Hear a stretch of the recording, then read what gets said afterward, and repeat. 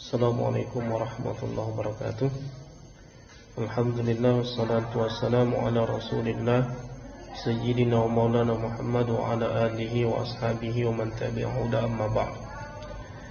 Ibu-ibu yang tergabung dalam BKMT Kota Lubuk Linggau, pada video kali ini adalah video yang kedua, bagian kedua dari materi kedua dalam fikih zakat.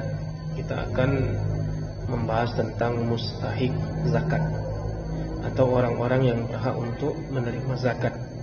Pada video pertama sudah dijelaskan bahwa mustahik itu ada 8, yaitu fakir, miskin, amil, mu'allaf, riqab, gharim, kemudian fisabilillah dan ibnu sabil. Sekarang kita akan masuk kepada penjelasan. Yang pertama, mustahik zakat itu adalah orang-orang fakir. Orang fakir itu adalah orang yang tidak punya harta atau tidak punya pekerjaan dan tidak punya harta dan tidak punya pekerjaan, atau punya pekerjaan tetapi tidak dapat mencukupi kebutuhan yang layak baginya dan bagi orang-orang yang menjadi tanggungannya. Ini disebut dengan orang fakir. Orang fakir itu ada yang memang tidak punya harta dan tidak punya pekerjaan, ada juga yang punya pekerjaan tetapi tidak mencukupi, maka mereka disebut dengan fakir. Nah, orang fakir ini ada beberapa kategori. Satu, fakir yang tidak mampu bekerja, maka dapat diberikan zakat yang dapat mencukupi seumur hidup. Jadi kalau bisa memberikan satu harta yang bisa digunakan untuk kepentingan seumur hidupnya, seperti misalnya orang-orang yang tidak mungkin bekerja, cacat, sehingga tidak mampu untuk bekerja, mereka dapat diberikan lebih banyak dibanding mereka yang mampu bekerja. Kemudian yang kedua, fakir yang mampu bekerja tetapi tidak dapat mencukupi kebutuhan layak, maka dapat diberikan zakat untuk mencukupi kebutuhannya itu. Kemudian yang berikutnya, fakir yang mampu bekerja dan jika ia bekerja maka dapat memenuhi kebutuhan layak, tetapi dia malas, tidak mau bekerja, maka tidak boleh diberikan zakat. Ini berdasarkan hadis Rasulullah SAW, di mana beliau pernah menolak memberikan zakat atau memberikan dari harta zakat kepada orang-orang yang menurut beliau itu mampu, yang masih kuat, mampu berusaha, tetapi mereka nampak seperti bermalas-malasan, tidak mau bekerja, sehingga seandainya mereka itu bekerja, mereka mampu untuk memenuhi kebutuhan yang layak bagi dirinya. Maka orang-orang yang malas, orang-orang yang punya kemampuan tetapi mereka malas, tidak mau bekerja, maka mereka tidak dapat diberikan harta zakat. Kemudian yang kedua adalah orang miskin. Orang miskin ini pada dasarnya sama dengan fakir, akan tetapi mereka agak lebih baik sedikit kondisinya dibanding orang fakir. Jadi orang yang mampu bekerja dan dapat memenuhi kebutuhan hidupnya tetapi tidak dapat mencukupi dan masih lebih baik kondisinya dibanding fakir. Jadi kalau dalam kitab At-Taqriratus Sadidah itu misalnya dicontohkan, fakir itu tidak dapat memenuhi kebutuhan atau dapat memenuhi kebutuhan tapi masih di bawah 50% dari kebutuhan dasar yang layak untuk dirinya. Sementara miskin itu di atas 50% tetapi belum mampu mencukupi semua kebutuhan dasar yang layak bagi diri mereka, maka itu disebut dengan miskin. Nah, ini sama seperti orang fakir tadi. Orang miskin yang dapat bekerja, yang kuat bekerja, dan seandainya dia bekerja itu dia dapat memenuhi kebutuhan yang layak, tetapi tidak mau bekerja, atau mereka bermalas-malasan. Sebenarnya mereka dapat melakukan beberapa pekerjaan tetapi hanya memilih yang ringan, yang sementara mereka kekuatannya ada, kemampuannya ada, tetapi sengaja membiarkan dirinya dalam kemiskinan dan berharap mendapatkan harta zakat, maka mereka tidak dapat diberikan zakat. Ini orang miskin. Kemudian yang ketiga adalah amil. Amil itu adalah petugas, yaitu orang yang diangkat oleh pemerintah untuk mengumpulkan dan mendistribusikan zakat. Nah, titik penting yang perlu diperhatikan, amil itu adalah diangkat oleh pemerintah. Jadi kalau tidak diangkat oleh pemerintah, walaupun dia mengumpulkan, mendistribusikan zakat, maka dia tidak bisa disebut sebagai amil, sehingga dia tidak berhak atas upah dari mengumpulkan itu, karena pengumpulannya itu tidak resmi dari pemerintah.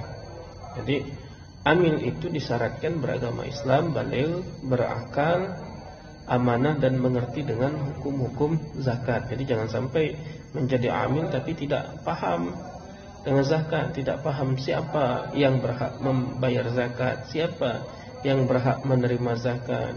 Kemudian tidak paham juga ketentuan-ketentuan seputar zakat, maka mereka tidak boleh menjadi amil, karena syarat amil itu diantaranya harus paham dengan hukum-hukum zakat.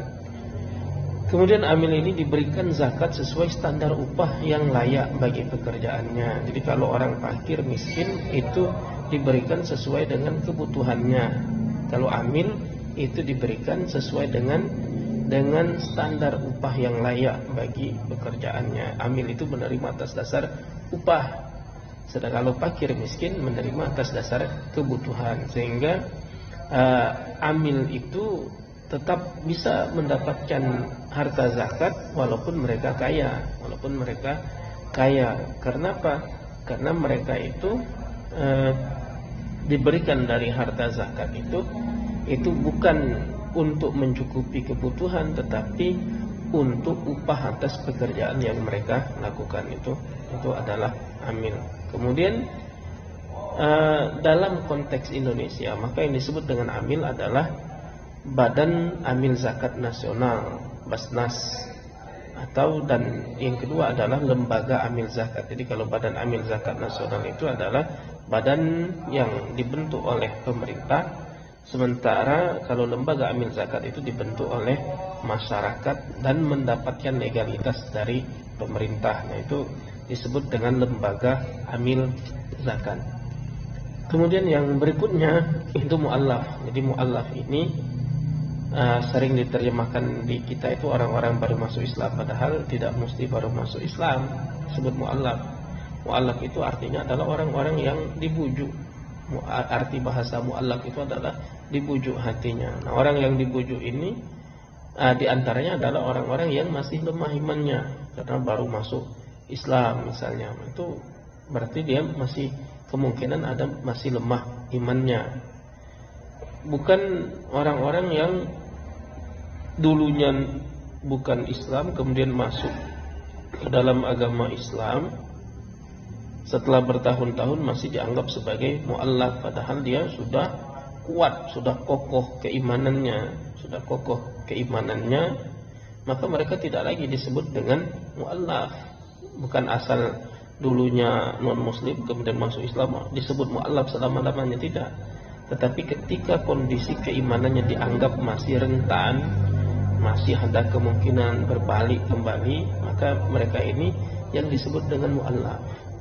Atau ada juga mu'allaf itu orang yang memang sudah kuat keimanannya, tetapi ia adalah seorang tokoh, seorang terpandang di tengah kaumnya, di tengah komunitasnya, dan ada harapan orang tokoh-tokoh lain yang selevel semisalnya itu ada kemungkinan akan tertarik untuk masuk Islam karena melihat tokoh ini mendapatkan harta zakat itu tadi. Maka diharapkan kalau ini diberikan zakat dan dia dapat menarik orang-orang yang selevelnya atau orang-orang yang menjadi tokoh juga di tengah masyarakatnya yang belum Islam, itu dapat memeluk agama Islam ini, dapat orang-orang ini diberikan dari harta zakat atas nama mu'allaf.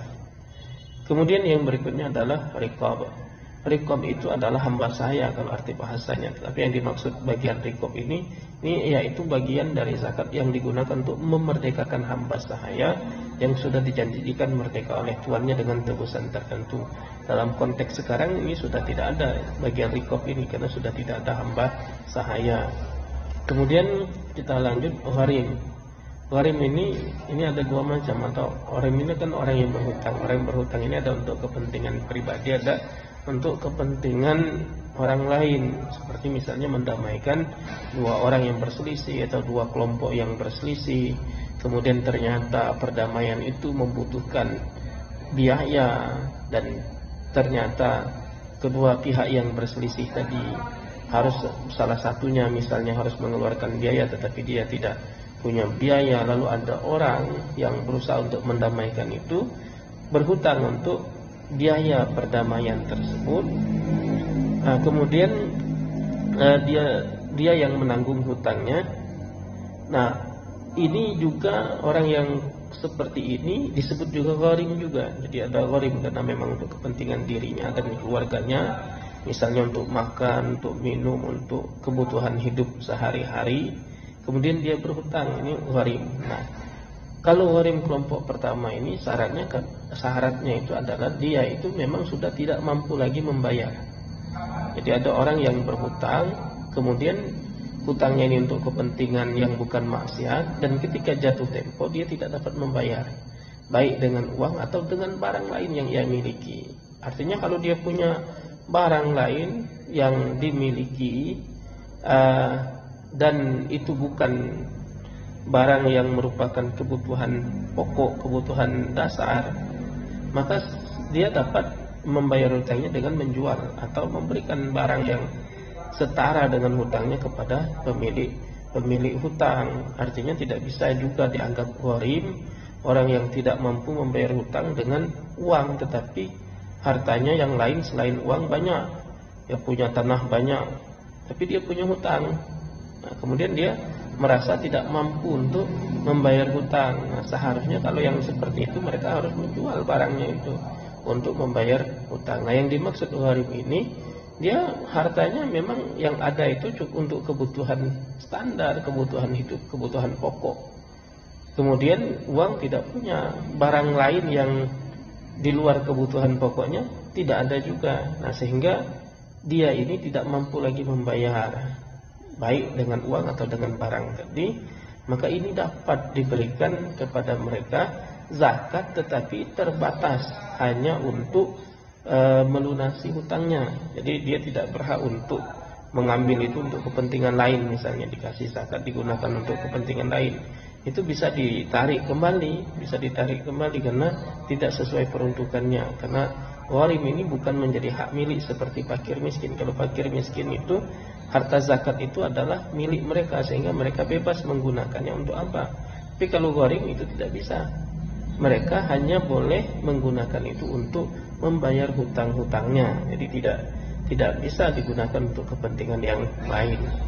Nah, kemudian gharim yang kelompok kedua, orang yang berhutang karena mendamaikan perselisihan. Nah, di tengah masyarakat maka hutangnya itu dapat dibayar dengan harta zakat. Ini gharim. Kemudian yang berikutnya sabilillah. Sabilillah adalah para sukarelawan perang dalam membela agama Allah Subhanahu wa taala. Jadi di dalam mazhab yang empat itu selalu dijelaskan bahwa yang dimaksud sabilillah itu adalah jihad fi sabilillah. Jadi berperang membela agama Allah Subhanahu wa taala.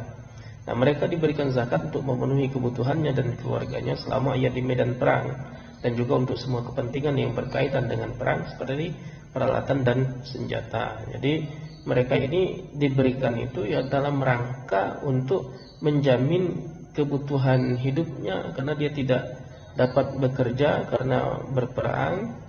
Nah, maka kebutuhannya selama dia di medan perang itu dapat diberikan dari harta zakat untuk perbekalannya, untuk pembelian peralatan, untuk pembelian senjata, kendaraan dan sebagainya yang dibutuhkan, maka itu dapat diambil dari harta zakat. Nah, sebagian ulama kontemporer misalnya Muhammad Ar-Rasyid Ridho dalam kitab tafsirnya Al-Manar itu meluaskan makna fisabilillah itu tidak terbatas kepada mereka yang perang. Nah, ini perluasan makna, dan ini juga di kalangan ulama dulu juga sudah ada, walaupun ini minoritas maksudnya. Karena kalau mayoritas sabilillah itu tidak termasuk di luar atau tidak termasuk orang-orang yang bukan sukarelawan perang. Artinya jalan Allah itu memang banyak, tetapi khusus untuk zakat ini yang dimaksud jalan Allah itu adalah perang membela agama Allah atau jihad fisabilillah. Nah, yang Seperti misalnya untuk hal-hal yang lain di luar yang perang, itu tidak termasuk fisabilillah yang mustahik zakat ini. Akan tetapi sebagiannya ada yang membolehkan, misalnya untuk kepentingan-kepentingan lain yang bukan perang, tetapi tetap dalam rangka menegakkan agama Allah Subhanahu wa ta'ala. Kemudian yang terakhir, mustahik zakat ini adalah Ibnu Sabil.